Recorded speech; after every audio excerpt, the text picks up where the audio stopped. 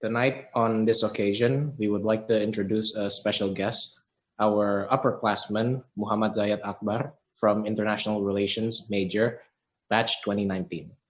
We will be discussing about self-awareness from a student's perspective within the scope of an organization.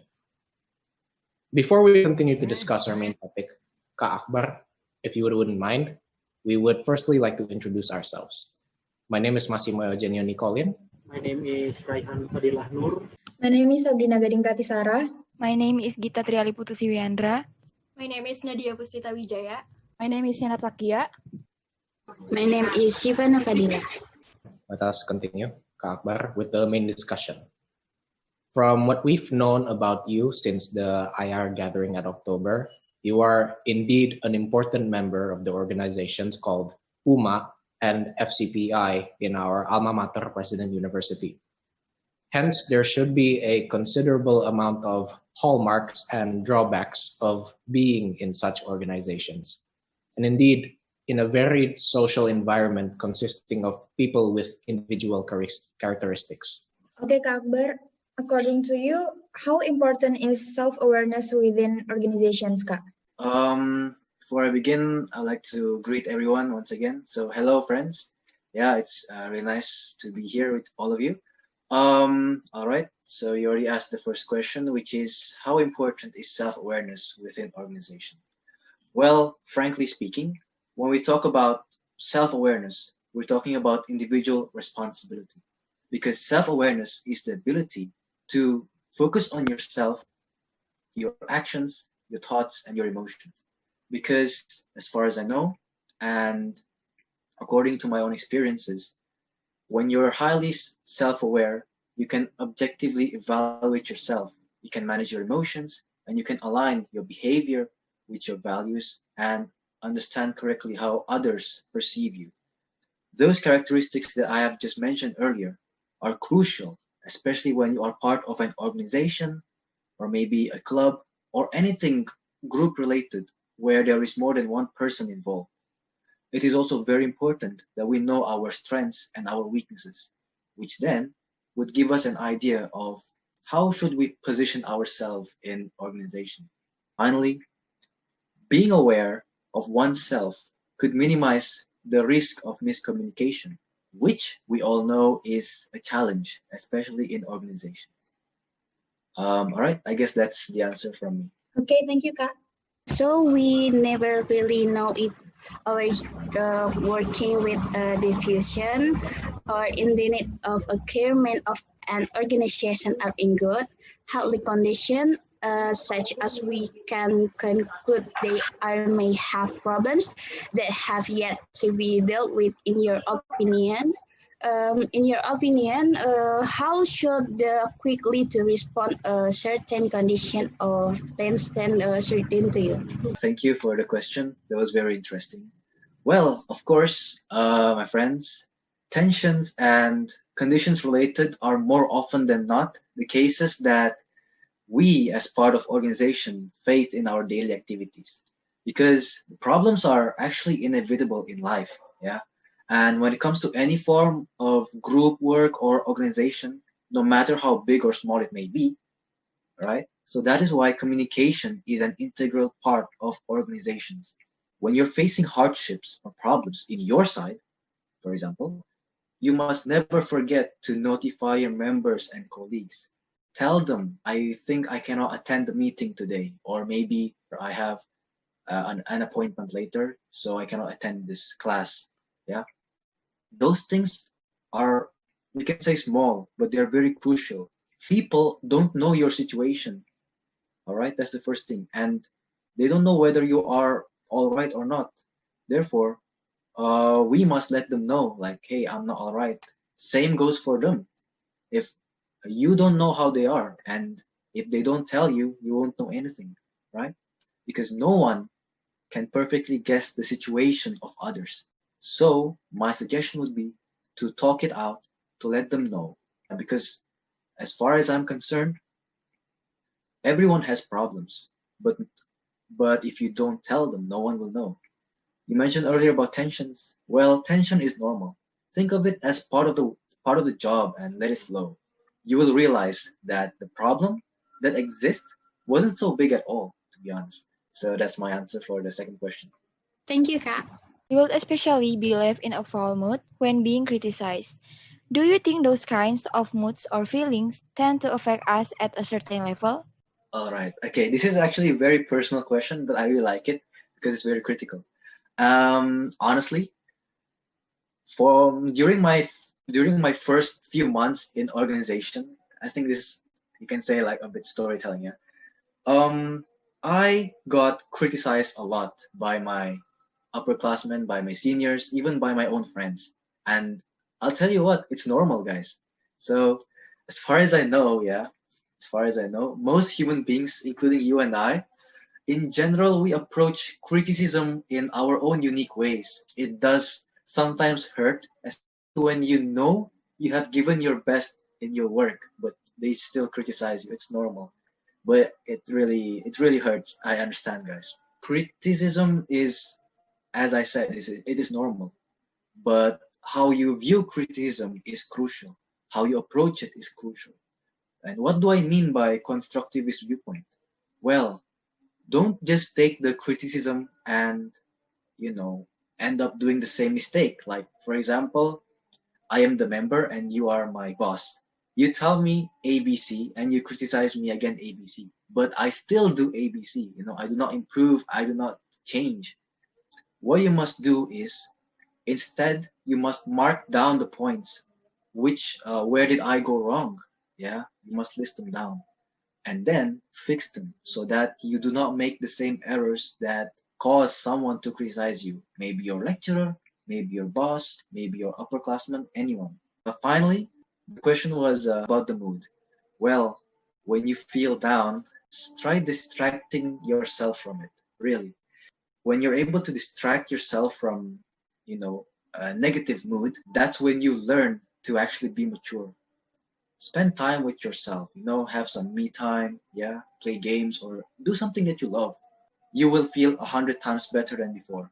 Criticism, whether it's from your lecturer or anyone, you must never let criticism bring you down to your lowest point. Tell yourself and believe yourself that you are greater than the awful things that people have said about you. I think that's the answer from me. Thank you. Thank you for the answer, Kak. You're welcome. Let us return to the topic of awareness, Kak. How do you think we should hone our self-awareness until it becomes a regular and healthy occurrence or habit for us? Well, you guys know that the feeling of self-awareness is something that's not easy to be practiced. You don't really practice. It's something that you do. It's something that grows upon you. For example, if you were from a kid, your parents taught you to eat by yourself, make your own bed, clean yourself and everything. It will become a habit. Yeah. So self-awareness is like that. I practice by disciplining myself. For example, I prepare my daily, my weekly, and my monthly schedule. So it is very important, yeah, especially if you are a university student. I know you guys are very busy, so you need to have a proper schedule for yourself. If you prepare it, discipline yourself and follow it. I know that sometimes changes will happen in your schedule. That's normal. But as much as possible, if there are no changes, be disciplined, follow your schedule. For example, if it's time to sleep, go to sleep. If it's time to study, go study. Do not procrastinate. I mean, of course, sometimes you will have lazy days, but try to, overcome it. Try being on time, because being on time is actually free, right? It's actually free, but it's very crucial. It's free to be on time, but when you're late, it's very expensive. It's a very expensive mistake. Try to pay attention on your finance. As a university student, try to manage it. Like, try to have a budget. Like, oh, for this month, I'm going to spend this much. For next month, I'm going to spend this much. Try to follow the budget. Yeah. Because when you follow your budget, it means that you're disciplined and you also are ready to face the outside world, the working world, especially, because it's different. Now, maybe your parents are paying for you, but when you're in the university, yeah, it's different. It's a whole You're on your own basically. And once you've done all that, yeah, in time, whether you realize it or not, you have made a positive habit of being aware of your own self. Why do I say this? Because I felt it. I've done it. I've gone through it for a whole year, and it really paid off for me. So yeah, I think that's my advice. Thank you, Kak. So, speaking of improvement, have you ever encountered any benefit of self-awareness while working within this organization? Benefits. Well, to be honest with you, organizations are, you can say, hectic. Organizations are tiring, time consuming, and everything. I'm not gonna lie. It's true. It is true. But it's not just that. Of course, there are many benefits. The benefits that specifically talk about self-awareness, as you have mentioned earlier, number one for me would be time management. Time is actually it's actually valuable, because it's sometimes time is more valuable than money. Time management for me was one of the best ever lessons that I got during organization, because through time management I know what is my priority, what do I have to do next, what did I do yesterday. So yeah, it really gives me some insight of how much time do I have, and it shows that, are you worth my time? Next is working with people. I know you guys are talking about self-awareness, but self-awareness does not only end in yourself. No, it's not just yourself. It's also about others. Can you judge others in a, let's say, objectively?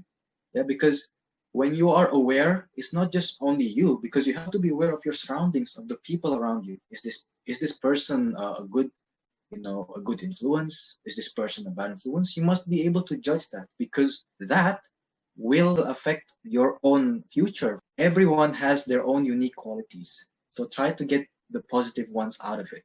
But as much as possible, try to control yourself, try to limit yourself. And then the third is learning about others and judging oneself and others objectively. What do I mean from here?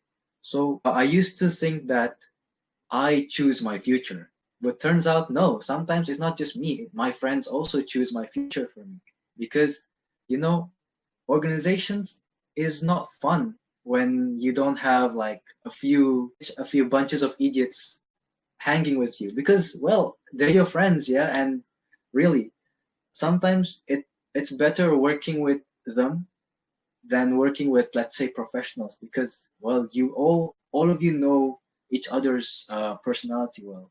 So yeah, so you learn about them and you also judge them, and that way you know how to treat them. I learn about purpose and mindset.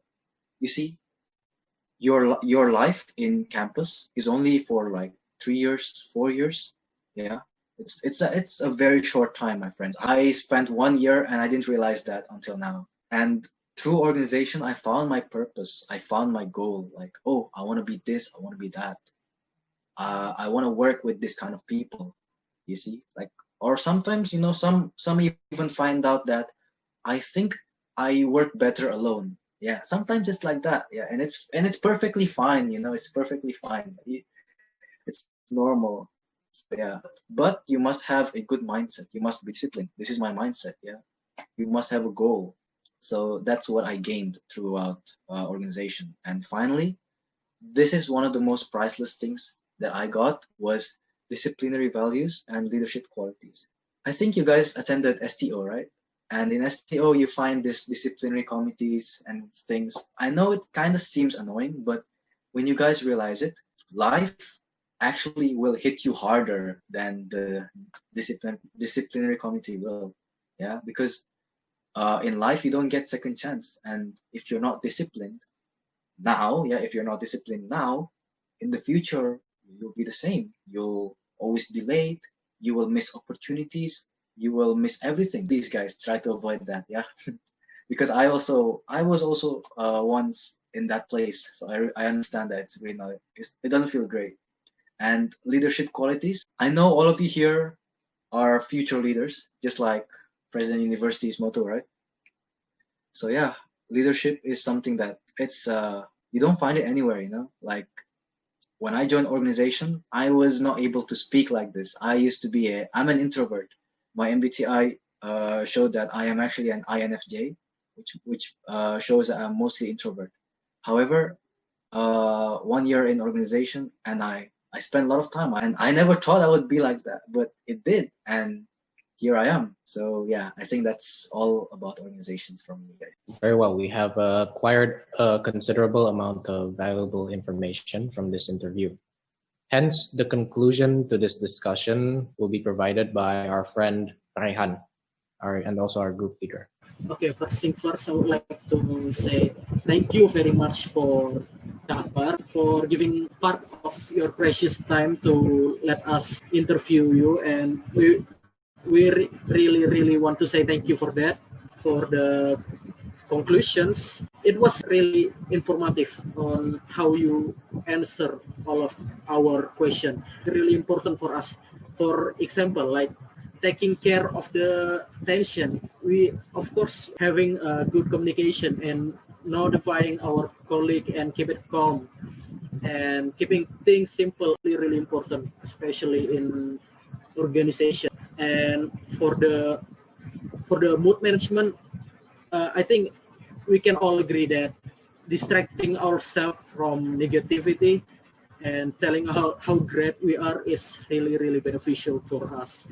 And for the benefit of self-awareness in organization, I think how you deliver the answer is really amazing. Like the tips for which are the time management, able to find which friend are good or not, and learning about other and ourselves objectively, and finding our purpose and mindset. In conclusion, your answer have been really amazing for all of us and easy to understand. For that, we would like to end today's session. We would like to thank everyone for participant, and especially Akbar. Once again, we would like to give our thanks to whom we are most grateful for giving us this opportunity to discuss about the topic of self-awareness from a student perspective within the scope of an organization.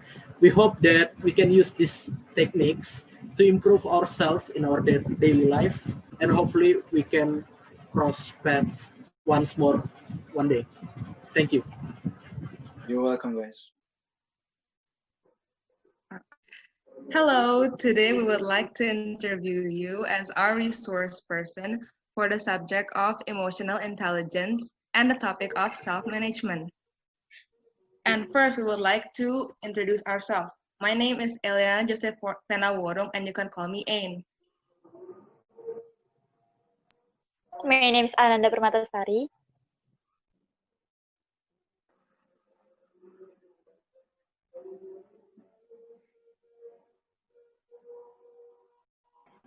My name is Arif Saifullah Sarsal. My name is Aral Hasabila Gunawan. My name is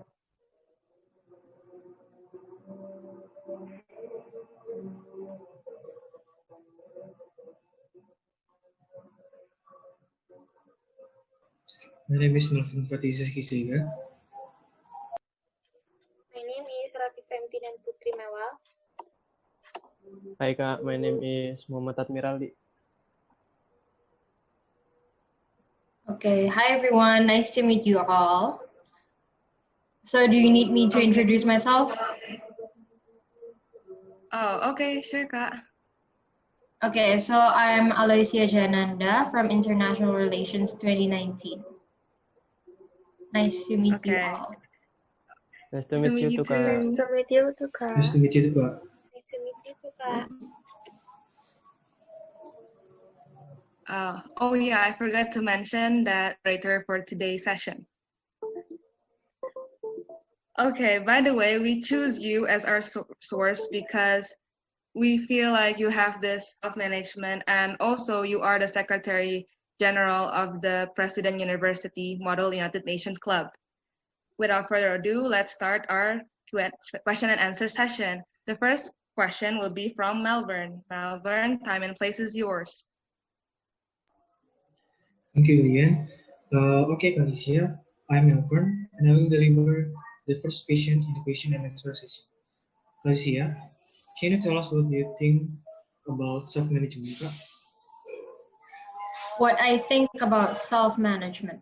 So self-management for me personally would be how I conduct myself and how I manage not only the time but also my physical and mental health as well, because I think that general physical and mental health also affects my the quality of work that I'm doing for everything, whether it's academic or not. So I think managing everything in my life, including that of health, is part of self-management for me. Okay, the Yeah, that's my next. answer. Okay, thank you. The next question is from Ananda. Okay, Kak, for the second question is it important for a leader to have self-management? If important, can you give to us the reason? Okay. As a leader, you should probably have self-management, because if you don't have self-management, then you cannot, firstly, you cannot conduct yourself. That means you cannot control your own being, and therefore you cannot influence other people, and you cannot also supervise other people during their work and also doing your own work. So as a leader, you don't actually act like a boss. As a leader, you act as sort of like a guidance, someone who gives guidance. So if you cannot maintain yourself, then you cannot also give guidance to other people. And it is important to have self-management as a leader, because then once you're able to manage yourself, you're basically able to also help other people with their self-management. Yeah. Oh, okay. The next question will be from Aldi. Yeah, Kak. So for the third question, I want to ask how to improve self-management as a leader. Thank you. How to improve self-management as a leader? Actually, in the beginning of my university life, I was not very organized.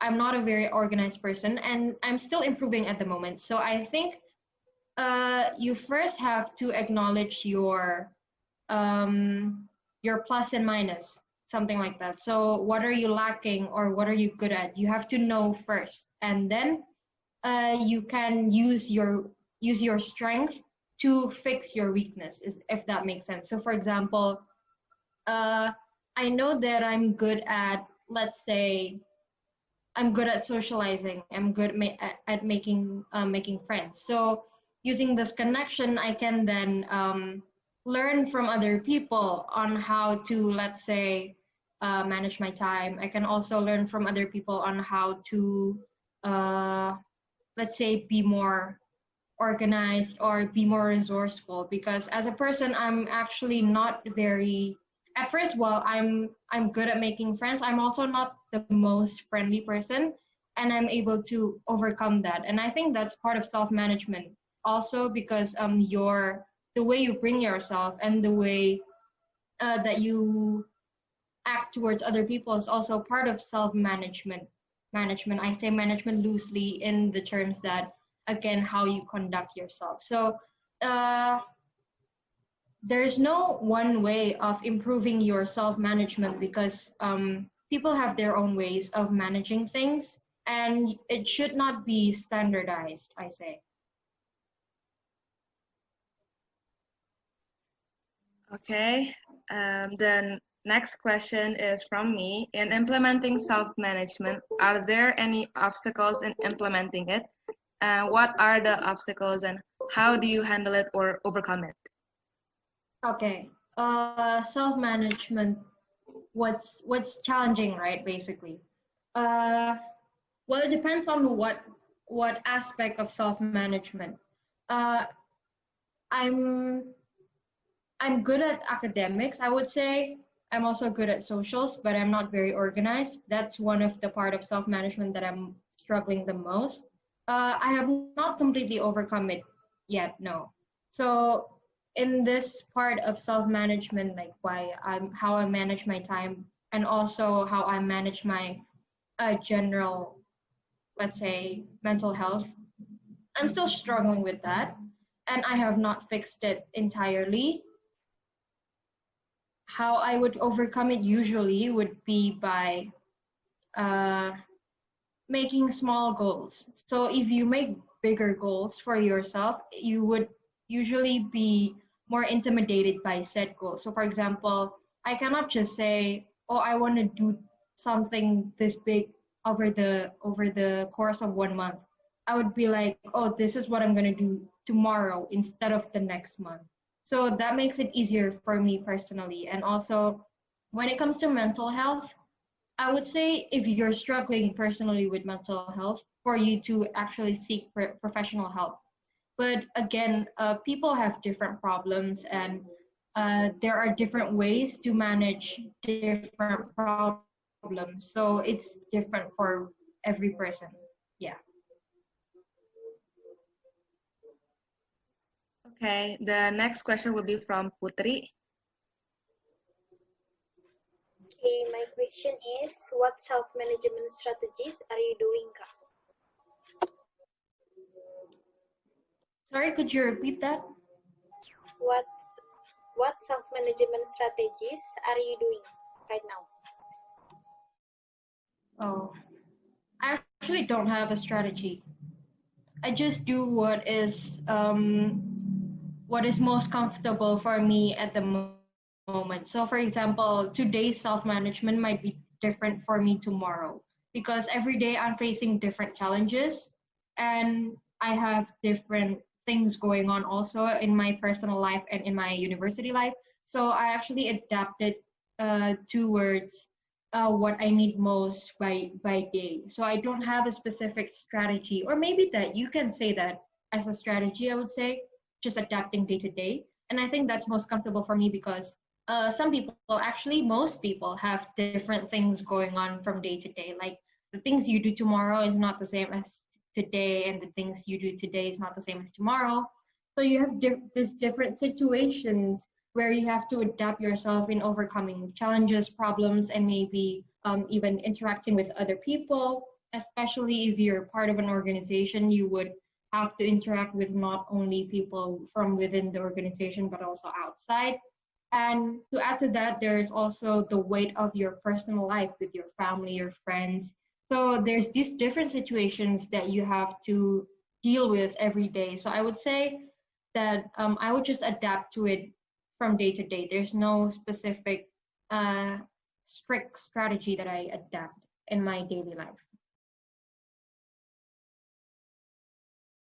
Yeah. Okay, the next question will be from Aurel.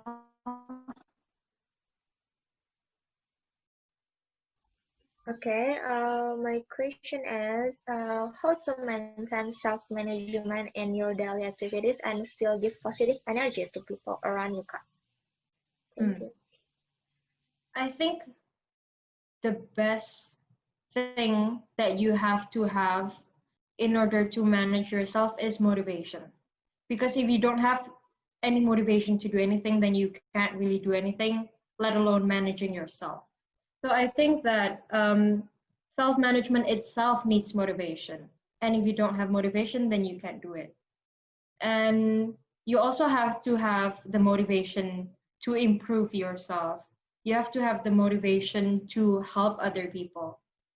And also, you should have the motivation and the energy to interact with other people, and therefore give positive energy to other people. Because if you yourself are not positive, then you cannot give other people positivity very easily. You can, but it would be very, very tiring, and that's not good self-management.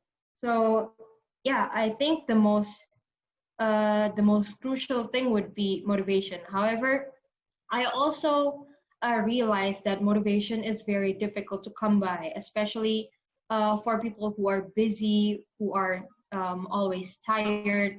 This is usually working adults. So I don't face this problem personally, but I've seen people lose motivation when they're supposed to do something. And this is what leads to, let's say, procrastination, leads to, in some extreme cases, it can lead to depression. So yeah, maintaining good motivation is good. And there's no one way of maintaining motivation. Some people motivate themselves by socializing. Some people motivate themselves by self-entertaining, for example, watching movies alone or something like that. Yeah. Okay, and the last question will be from Saif. Hello Kak, I want to ask some question.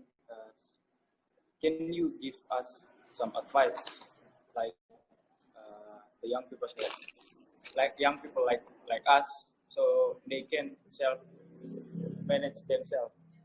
Thank you, Kak. The tip I would give probably to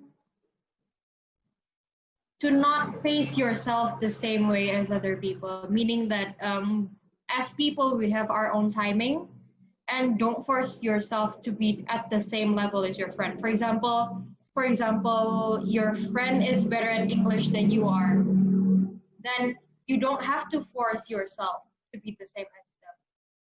By acknowledging this is also self-management. That means you know what you're bad at or what you're good at. That way you know what to improve. And also, the thing that I would mention is that self-care is part of self-management, because if you don't care for yourself, you can't manage anything, like I said before. So the tip would be like, don't try to act tough, because sometimes when you feel bad, then you feel bad, and that's okay. And try your best to be organized. And by organized, I mean you don't have to keep a journal. You just have to like know what's going on tomorrow or today and the time when things are going on. Because being organized actually helps you a lot, especially for us as students. So yeah, those are the 3 tips I would say. Don't try to act tough, be organized, and acknowledge your plus and minus. Yeah. I want to ask, how do you manage yourself well? What I mean is, how you manage your time as a student so you can determine which one is your priority. Your status as a student or your job as a secretary of Model United Nations. Thank you, guys. Oh, wait, let me think about it. Because generally speaking, I'm not very organized as a person. So if you ask me how do I organize things, I really don't organize. As for priority, I would probably pick academics more than the organization. But being that I'm the Secretary General, meaning like let's say the leader of an organization, I also have to put that as a priority because, you know, I don't want to let the organization crumble. So how I would do it is basically just try my hardest to multitask, because I'm not very, this again, I'm very bad at motivating myself. So sometimes I actually do procrastinate a lot. However, I'm also aware that I can sometimes multitask, so I can do both things simultaneously. So for example, I can do my assignment at the same time as having something to do with the organization. And thankfully, I can still do it well. But this is an online situation. In an offline situation, I would probably not procrastinate as much because I'm aware of the weight of responsibility, especially now since I'm starting to enter the concentration, because I'm taking either the diplomacy or defense, and this is more specific. That means, so it becomes more complicated, let's say, the lessons. So I have to pay attention more than before.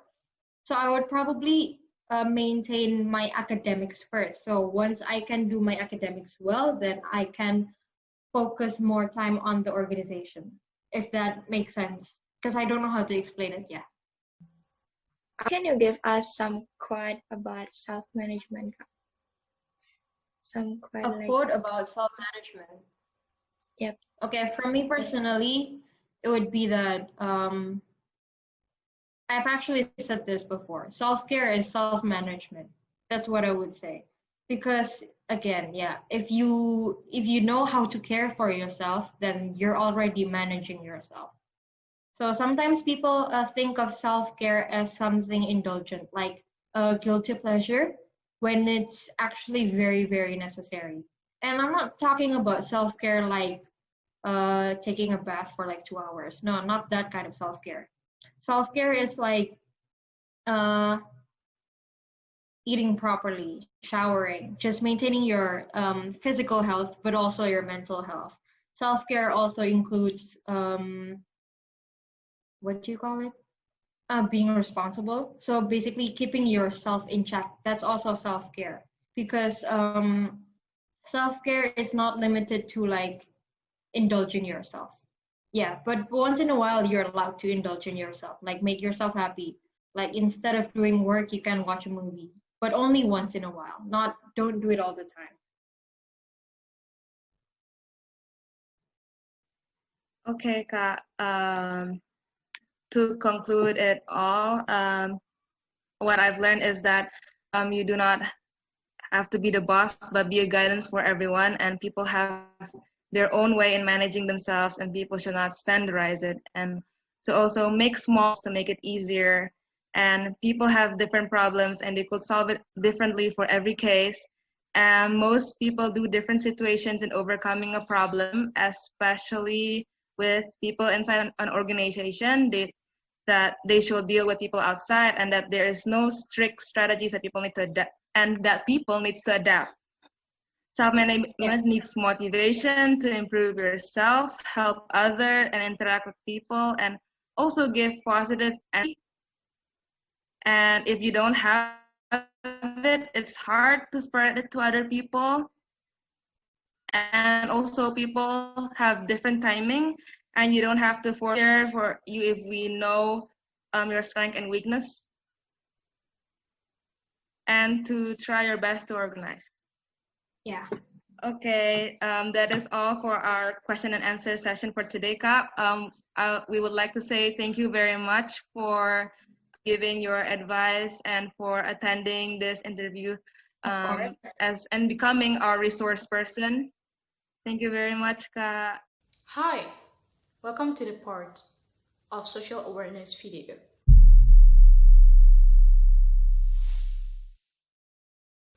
In this part, we would like to deliver you some informations about social awareness, especially in leadership among students in the class. So we would like to deliver you several informations for the different chapter. The first one is the interviewer and student perspective about social awareness. The second one is the benefit that we get as a student for social awareness. And then the several problems about leadership in the class which related to the social awareness. And the last is what kind of social awareness that we can do as a student. And I hope you guys enjoy the video. Thank you. Awareness is the ability to take the perspective of and empathize with others from diverse backgrounds and cultures, to understand social and ethical norms from behavior, and to recognize family, school, and community resource and support. SEL for student, social awareness and relationship skills. What are they? According to the Collaborative for Academic, Social and Emotional Learning, social-emotional learning is the process through which all young people and adults acquire and apply the knowledge, skills, and attitude to develop healthy identities, manage emotions, and achieve personal and collective goals, feel and show empathy for others, establish and maintain positive relationships, and make responsible and caring decisions. Social awareness and relationship skills are two of the 5 components that make up CASEL model of SEL. For example, Social awareness involves the ability to understand and empathize with others, particularly with people from different backgrounds than one's own. A history teacher cultivates students' empathy by encouraging them to put themselves in the shoes of people overseeing sides of history to help them understand both how they came to their views in the first place and why certain decisions were made. Skills that develop social awareness include identifying social cues, verbal, physical, to determine how others feel, talking others' perspective, demonstrating empathy and compassion, showing concern for the feeling of others, understanding and expressing gratitude. Relationship skills is the ability to build positive relationships, especially with diverse individuals and groups, using variety of methods such as active listening and communication and conflict resolution skills. These skills also include the ability to resist pressure and to seek out and offer help. For example, to encourage teamwork in lab groups at the beginning of the year, a chemistry teacher has students practice positive communication skills such as listening, conflict resolution, and covering. Relationship skills include initiating contact with others and cultivating friendship, and sharing one's thoughts and feelings appropriately, communicating effectively, developing positive relationships, demonstrating cultural humility.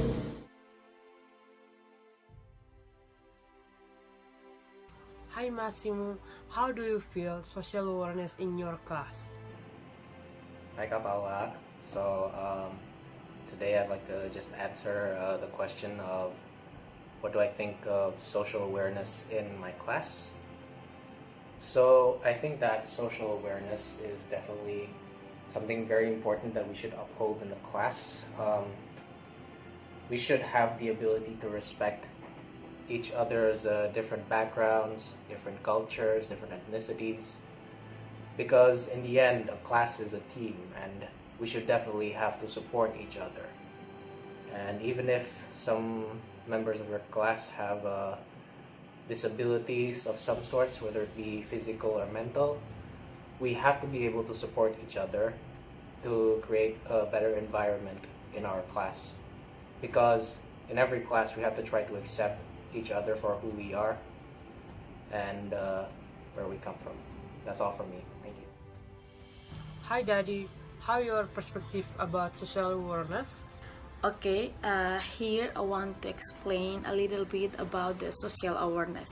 So in my perspective about the social awareness is the ability to take the perspective of the empathize with others, diverse background and culture. So to understand social and ethic and norms from behavior. So in my perspective about the social awareness is to teach us how to respect from your different culture to different background, and here we are the same human being that we have to respect each other. Thank you. Do you believe that empathy and sympathy exist in your life, especially with your classmates? But yes, because I do believe that these elements is help us, especially in this pandemic, to take care to other people and how they feel, and also this is very important in social life. We learn in subject in senior high school about the human, they need these elements, so it's really important for us. What is your comfort level in comforting someone in your class, either face-to-face or online? I never have someone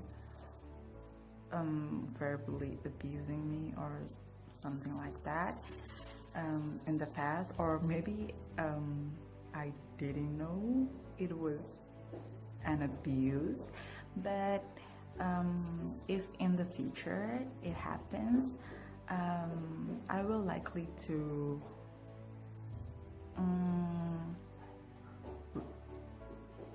inform the person, and also if it's a big problem, or in the level that I cannot restrain myself anymore, I will ask for my friend help. Yeah, my friend's help. And if it is something that happened online, I think I will chat the person. I will inform in my way, with my way. I mean, yeah, and let's see if that solved the problem or not. But yeah, that's what likely that's what I will be doing likely if someone abused me in the future. Yeah. Thank you. Material for Emotional Intelligence Group Project. 3 factors that makes people lack of social awareness. 1. Lack of social sensitivity. 2. Lack of social insight. And 3. Lack of communication. Well, the basic example for being student for the lack of social sensitivity is don't have any sympathy and empathy regarding about other student problem. Usually as leader in the class, especially in this pandemic, we can see or understand directly how other student feeling. Example, don't want to help her or his friends in the class who have obstacle in the class and being competitive and individualist, saying others as your rivals. Second, lack of social insight. The example of this, especially about leadership in the class, is when the class captain or the leader in the class not being responsible for their job. They also can be immoral toward the other students and can't control the position that they held or they hold in the class. The last is lack of social communications. The example of this point is when the leader or the class captain can't control or can't communicate with the other student. It can be something that separate them, like locations or conflict.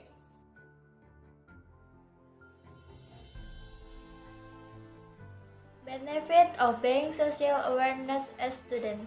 The benefits of social awareness that students have is that students want to complete their studies as soon as possible according to the target, and self-awareness has a very positive impact on students because students tend to do tasks with full discipline and sense of responsibility. Secondly, student learning motivation is aware of the importance of education besides wanting to increase knowledge influenced by factors from within the individual coupled with external factors also often help as well as encouragement from parents is very influential in helping students to support learning by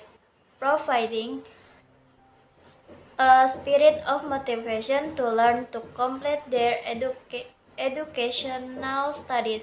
The impact of self-awareness on learning motivation with self-awareness that creates a sense of responsibility, responsible for the completion of the study as soon as possible according to the target, and awareness. The importance of education and encouragement from parents is a very influential factor because it provides more encouragement and motivation for students to study harder. Social awareness is an important element of children's education. This allows students to consider other people's perspectives and understand their needs. Social awareness helps students improve their social skills by interacting with people from various backgrounds. Socially conscious students can recognize available research and use them to meet community needs. It also reflected in their behavior in the classroom and creates an environment that is ideal for learning teach social responsibility, collaboration, communication skills, and professionalism that are very helpful in their professional life. Thank you. Why is social awareness important? Social awareness plays an important role in the way out students have it as well as influencing their performance in academics. Students who are socially aware are more open to engaging and communicating with other students at school. Here, we have described the important factors that make social awareness important to students. Hello, good evening, everyone. In this occasion, we will start this interview for our emotional intelligence final project. But first of all, thank you for Kak Relnadi. Thank you for coming into this interview session. But before that, we would like to introduce ourselves first. From me, my name is Ana Agung Istri Ratu Masayu Narayani. You can call me Gung Mas. My name is Betaria Liris Paselo. You can call me Uli. My name is Fidela Patricia Pinam. You can call me Fidel. My name is Catherine Diopsari. You can call me Catherine. My name is Salsabila Syatza Zalen. You can call me Syatza. And my name is Vika Melisa Lubis. You can call me Vika. Hello, my name is Intan Nurul.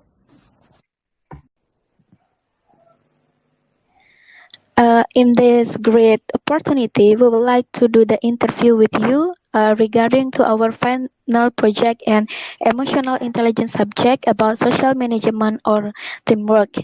That's why we choose you as the person who has a lot of experience in organization and who have like an organization, especially for President University Student Union, and you have a lot of experience and organization. So that's why we choose you as our informant in this final project.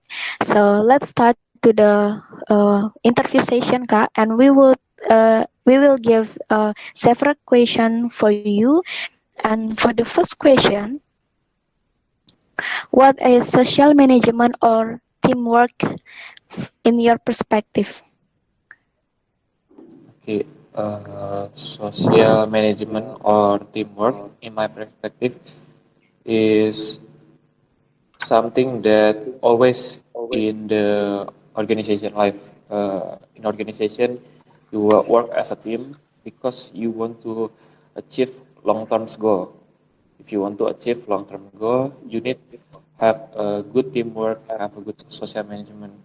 If you just have short-term goal or you only concern about individual, you don't need team. But in organization, especially because we work for the 1 year period, so we cannot achieve anything if we do not have a good teamwork. I think that will be my answer. Okay, Kak, thank you for your answer, for answering the first question. And moving on to the second question, in becoming a leader of an organization, how can you get the trust from your member? In in my opinion, if I want to get the trust from my member, I need to become the example first. Let's say if I ask them to do something, I need to do it first. How can I ask them to do something if I cannot do it first? Showing a leader that gives an example is how I gain trust from my member.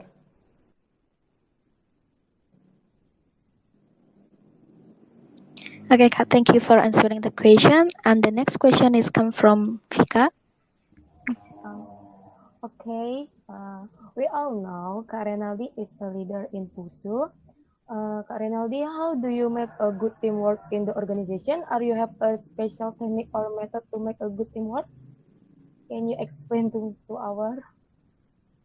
Okay, especially not only in PUSU but in my class also. I work as a leader, not a boss. It means that I work together also. I not only give the order, but I also work with them. I usually ask the other about their opinion. What is your opinion regarding to this? What is your opinion regarding to this? And then we decided together. I think if we listen to the other perspective, to the other opinion of the group. And now we are going to the fifth question is, in organization, different opinion, ideas or argument that is very usual to happen and when discussing about some event or another things, and when there are members who are not having the same point of view as you, Kak. So how do you respond to this and how do you get the final choice or decision in that discussion? Okay, a different opinion is usual in the organization, in the teamwork. How I make the decision depends on the case. If the case like it need a fast decision, it need immediately decision. Usually I decided only with my vice, like what should we do, because we do not have much time to take the decision. If I have a lot of time to take a decision, usually I discuss with the member also how we solve this problem. If comes to the different opinion, there are many things actually to solve it. First, you combine between those ideas. Like the other have A, the other have B. Why don't you combine those ideas to create better ideas based on the previous idea? And the second is you choose based on the risk. Let's say I usually say that if we take this decision, we got this risk. If we take that decision, we got that risk. We discussed together, and then we decided which risk that we would like to take, and then maybe the last how to solve the different opinion is by voting. Moving on to the next question, which has come from Pidel. Okay, Kak. I want to ask you, what do you do if the policy you give rejected by the members? Okay. How ya? Actually, I never felt this in my organization, but I ever felt it. First thing first, I usually make the policy based on discussion, not only from my opinion. And the policy, there's no things such as absolute policy. Policy is created based on the needs and the condition in that particular place. The policy is need to adapt to the situation and the needs of the organization. for the next question is come from Uli. Okay, Kak Renaldi, I want to ask about how do you inspire each of your members to work well? I have the minister. I ask the minister to directly involve to the member, and then the minister will report to me what is happening. And that's how I monitor, I supervise my member condition. So whenever they feel like they have a problem in their organization life, especially, we know, and yeah, we try to help them. At least we support them. If we cannot, sometimes we cannot help other problem. Like that's the fact. We cannot help the other problem. But the things that we can do is support. We do not leave them. We stay with them. It's a meaningful when someone gets hit the lowest point in their life. I think that will be my answer.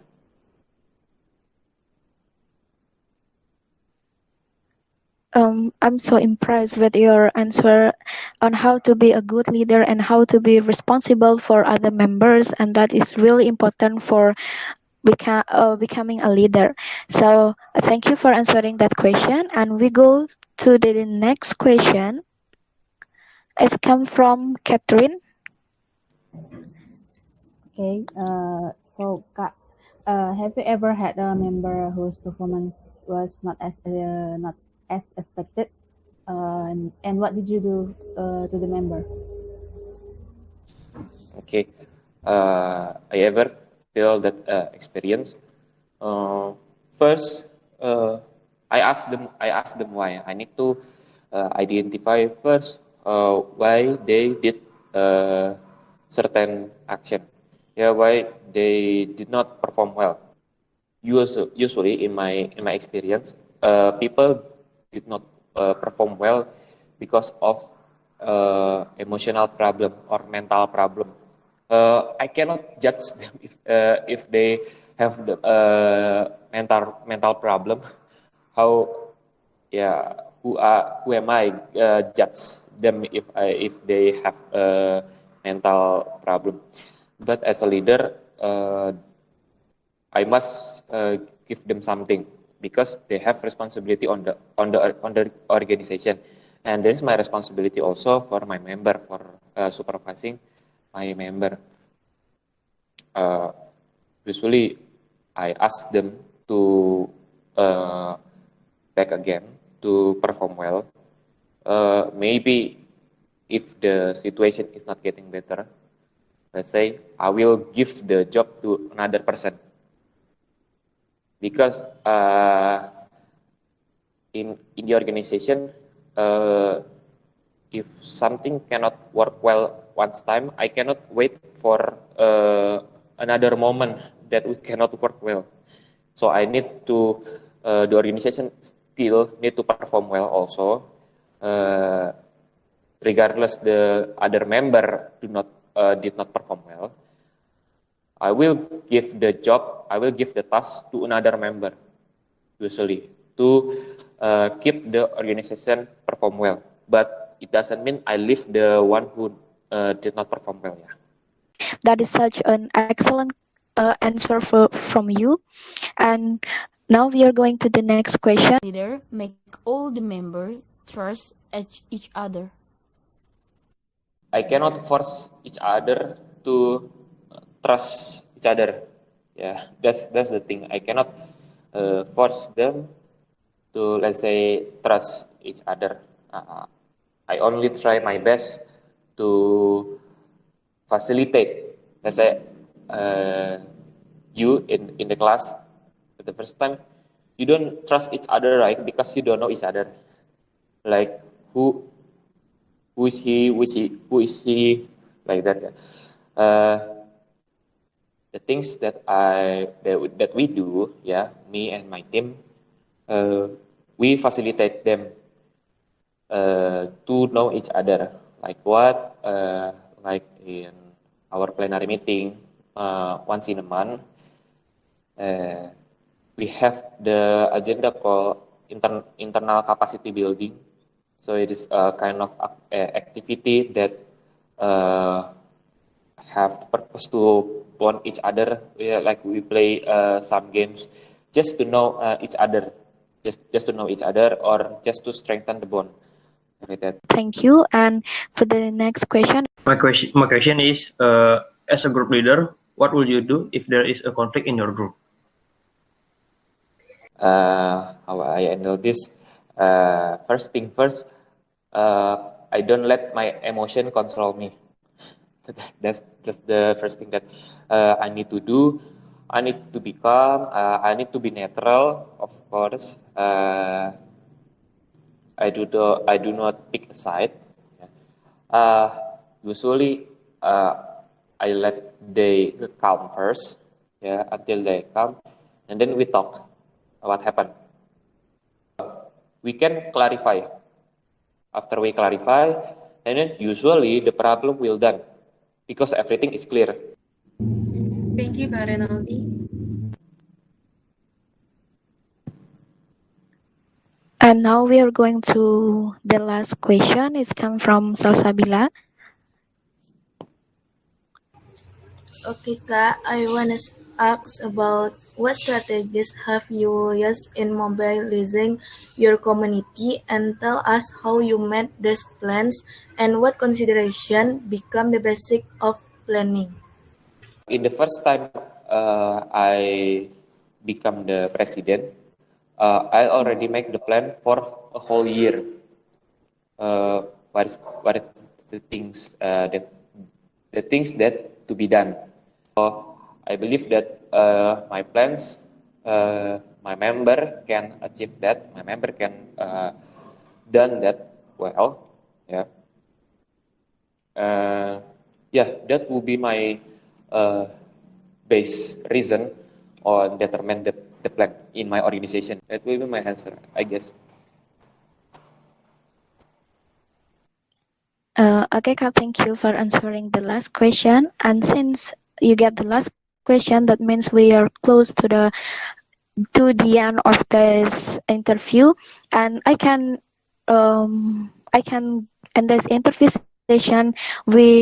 All of the member of this group really got a new knowledge and organization and many kind of things that we can learn from your leadership skill and also from your experience. So that's why we are really grateful for your participation in this interview, and thank you for helping us in this for